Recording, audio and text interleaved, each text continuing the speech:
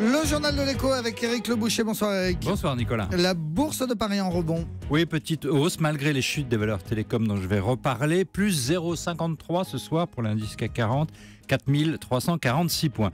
En réalité, le marché se cherche, il est sans direction.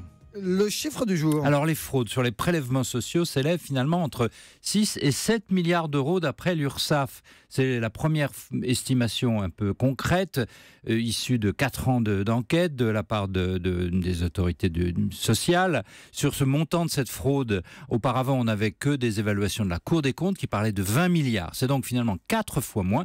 Les entreprises, elles, sont plutôt meilleures citoyennes qu'on croyait.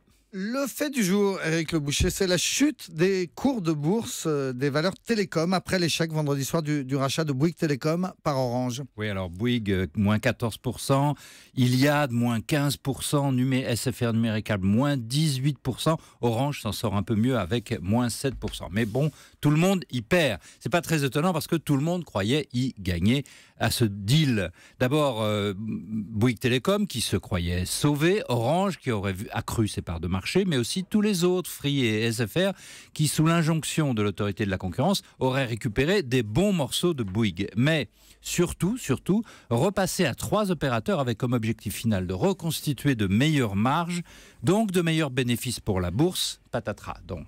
Et alors, qu'est-ce qui va se passer maintenant, Éric ? Tout dépendra de ce que va décider Martin Bouygues, qui a échoué à revendre donc sa filiale à SFR d'abord, puis maintenant Orange.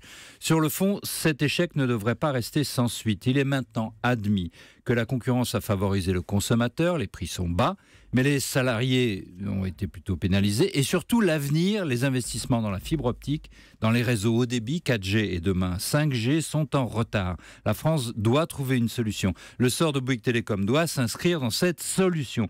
Il faut tout repenser, à la fois le rôle d'Orange, le rôle de l'État, la place de la concurrence. Emmanuel Macron, c'est lui qui est à la manœuvre.